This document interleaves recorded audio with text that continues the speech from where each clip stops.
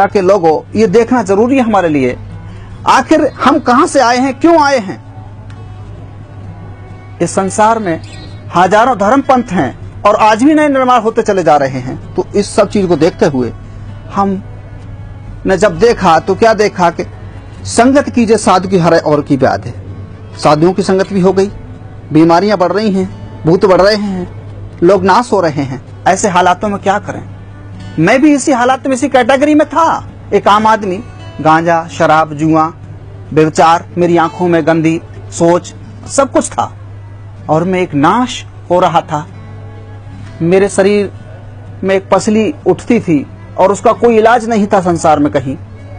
और मैं सुबह 4 बजे उठकर स्नान करके शंख फूंक देता था और सारे नियम और व्रत बड़े कायदे से करता था, लेकिन फिर भी मेरे लिए कहीं पर भी कोई राहत की नाम की चीज नहीं थी। अंततः क्या हुआ कि मैं एक दिन बहुत ही ज्यादा खून का दस्त शुरू हो गया और मैंने सोचा कि ऐसी दुनिया से क्या फायदा जीने से।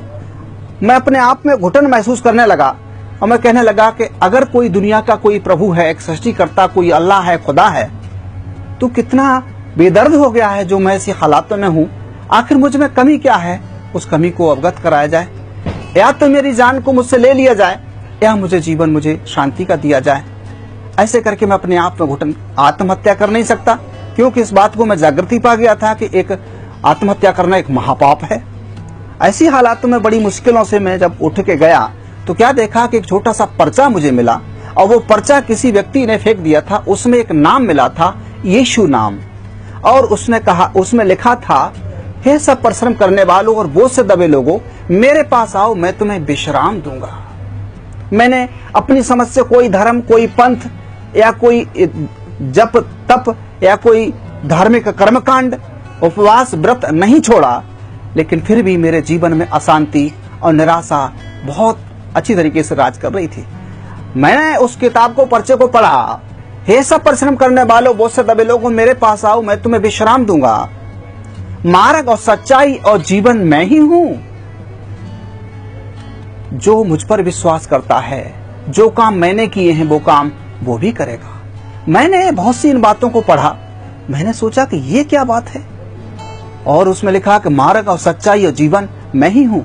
मैंने उस बात को पढ़ करके मैंने कहा कि चलो देखते हैं, सबको देखा है, चलो तुझे भी देखते हैं आखिर क्या है। तो उसमें लिखा है कि इसमें लिखी हुई प्रार्थना को आप अपने जीवन में पढ़ें और याद करें और उसको अनुसरण करें और आपको प्रभु आराम देगा, शांति देगा। मैंने उसको वहीं से आराम पढ़ा और वहीं से मेरे लिए शांति का मुझे अनुभव हुआ। लिखे हुए पते पर मैंने और कुछ मंगाया, फिर वो कहीं पर कहाँ होता था इसका सत्संग, मैंने उसके बारे में जानने के लिए काफी कुछ प्रयास किया, कहीं मिला, बहरहाल मुझे शांति नहीं मिली। अंत में मैं बढ़ता चला गया तो प्रभु की आत्मा ने मुझे खुद ही प्रोग्रेस किया और बताया कि इस तरह से आपको आगे बढ़ना है। तो फिर मैंने इस तरह से प्रभु को 3 दिन का फास्टिंग, उपवास, व्रत रखा और रखने के बाद प्रभु ने मुझे अपने सामर्थ्य से, अपनी आत्मा से वो अलौकिक शक्ति और सामर्थ्य से भर दिया जो कि मैं कभी भी स्वप्न में भी नहीं सोचा था। तो ये चीजें देखी, वो रोग बीमारी मेरी चली गई, मेरे भव व्याधा चले गए केवल यीशु नाम से। और उसका वचन ये बताता है कि मैं अपनी शांति तुम्हें देता हूं। संसार में कोई भी व्यक्ति अपनी शांति दूसरे को नहीं दे सकता। कोई भी महापुरुष, कोई भी ऋषि मुनि, कोई भी धर्म पंथ का कोई भी सृजन करने वाला अपनी शांति दूसरे को नहीं दे सकता। केवल उस परमात्मा ईसा मसीह ने इस शब्द को बोला, मैं अपनी शांति तुम्हें देता हूं, और उसने मुझे अपनी शांति दी। मैं अपनी उसकी शांति से आज परिपूर्ण हूं। आज संसार में लोगों को जन जागृति के लिए मैं ये बताना चाहता हूं कि वो कैसे लोगों को ढूंढ रहा है। वो धर्म पंथ के लोगों को नहीं, वो काबिल लोगों को नहीं, वो ज्यादा बैरिस्टर, वकील को या कोई वैज्ञानिक को नहीं। परमात्मा के पवित्र शास्त्रों में ऐसे लिखा हुआ है, वो आत्मा और सच्चाई से भजन करने वालों को वो ढूंढता है। जो आत्मा और सच्चाई से जो भजन करना चाहते हैं उस परम पिता का, उस सृष्टिकर्ता का, ऐसे लोगों को वो परमेश्वर पिता और उसका पुत्र यीशु मसीह वो खोज रहा है। आज जरूरत है आत्मा और सच्चाई से भजन करने वालों की। आज हमें किसी मंदिर में, किसी मस्जिद में, किसी गुरुद्वारे में या किसी चर्च में या किसी अन्य किसी और तरीके से हमें इन सब चीजों को ढूंढने की, या किसी भूत या किसी बुत को बना करके उसके सामने, या कोई मूर्ति तस्वीर को रख करके उसके सामने हमें अपने दुख दर्द रखें, हम अपनी कमजोरियों को रखें, हम अपनी व्यथाओं को रखें। ये सब मनुष्य के निर्मित और मनुष्य की सोच के अनुसार है। उस परमपिता परमेश्वर के वचन में ऐसे लिखा है कि परमेश्वर आत्मा और सच्चाई से भजन करने वालों को ढूंढता है, और जो इस बात को समझ लेता है उसके जीवन में वो परमेश्वर का काम शुरू हो जाता है। और ऐसे लिखा है कि परमेश्वर के पवित्र शास्त्र में, क्या तुम नहीं जानते कि तुम परमेश्वर का मंदिर हो और परमेश्वर का आत्मा तुम में वास करता है। और ये शब्द जो पवित्र शास्त्र बाइबल में लिखा है, ये शब्द हमारे भारत के संतों ने बोला है कि ना मंदिर में, ना मस्जिद में, ना कावे कैलाश में, अरे मुझको कहाँ तू ढूंढे बंदे, मैं तो तेरे पास में।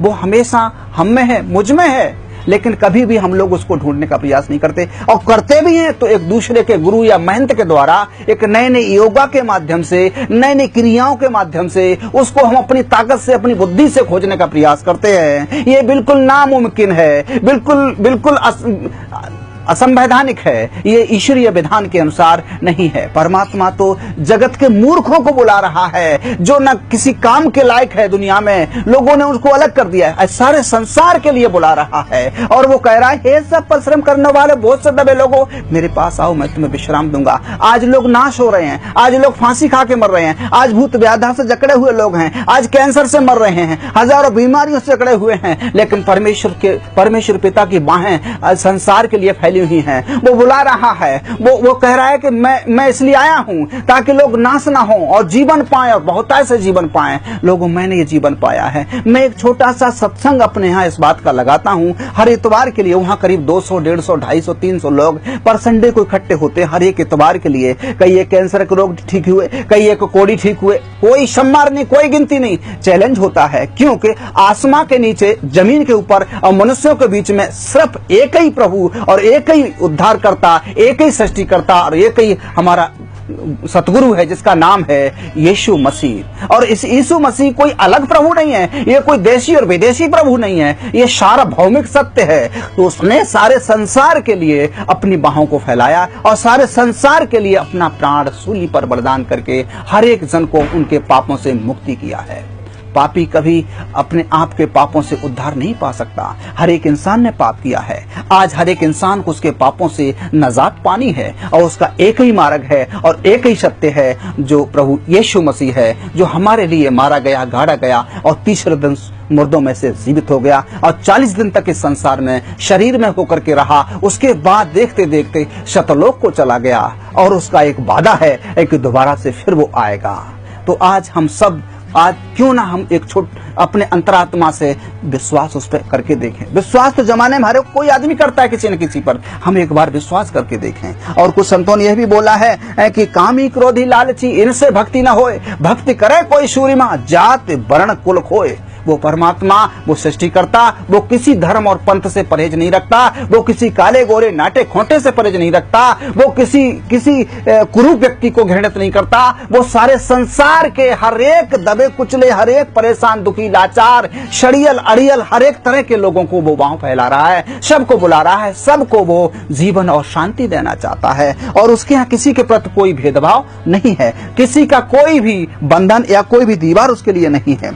वो संतों ने ये भी बोला है, पारस में और संत में बड़ो अंतरो जान, एक लोहा कंचन करे दूजा आप समान। जो प्रभु यीशु मसीह को पहचान लेता है, मेरे परमेश्वर के प्यारे सृष्टि के लोगों, इस भारत के वासियों, जो इस सृष्टिकर्ता परमेश्वर पिता उद्धार करता ईसा मसीह को पहचान लेता है और उसको अपने जीवन में उतार लेता है, मैं सच बताता हूं कि जो काम उस यीशु मसीह ने किए हैं, वो काम उसके जीवन से स्वयं होना शुरू हो जाते हैं। मैंने अपने जीवन में होकर के देखा, मैंने देखा कि कोई चले या न चले, अगर तू वाकई में प्रभु है तो मैं सारा जीवन तेरी महिमा के लिए दे दूंगा, तेरे राज्य के लिए सब कुछ कर दूंगा। मैं जैसे वचन तेरे बताएंगे, जैसे तेरी आत्मा मुझको बताएगी, मैं वैसे अपने जीवन को जीऊंगा। मेरे परमेश्वर के प्यारे सृष्टि के लोगों, और मेरे जीवन में वो सब कुछ आज देखने को मिलता है। मुर्दे मेरे जीवन से जिंदा हुए, मेरे मुख से निकली हुई प्रार्थना को प्रभु ने सुना। मुर्दे 1.5 घंटे के बाद उनको वापस किया गया, आधा घंटे के बाद उनको वापस किया गया। कई एक ऐसी हालात है, कई एक ऐसे मर्तबे है जो कि कभी भी आज भी संसार के लोग उस पर विश्वास नहीं कर सकते। लोग सुनते हैं लेकिन आंखों से जब देखते हैं तब उस पर एकदम अवाक रह जाते हैं, क्योंकि परमेश्वर पिता से कभी भी कोई काम अनहोना और असंभव नहीं है। जैसे एक चुम्बक से लोहा लग जाता है तो लोहा भी चुम्बक बन जाता है, वैसे ही एक आम आदमी, चाहे वो किसी कैटेगरी का व्यक्ति है, अगर वो यीशु मसीह में आ गया है तो यीशु मसीह उसमें आ जाता है, और फिर जो काम यीशु मसीह करता है वो स्वयं उसके जीवन से शुरू हो जाते हैं। मैंने ये चीज अपने जीवन में देखी, मैंने ये चीज सैकड़ों मेरे द्वारा जो शिष्यता इन्होंने ग्रहण की, इस प्रभु को, सनातन सतगुरु को ग्रहण किया, उन लोगों के जीवन में देखी। वो भी खड़े होंगे, चाहे किसी हालात में है, रात में है, दिन में है, सफर में है, कहीं पर भी है, अगर कोई दुखी परेशान है और वहां पर खड़े वो कहेंगे मेरे लिए कुछ प्रार्थना कर दो, तो प्रार्थना कर देंगे, तुरंत ठीक होते हैं। और आज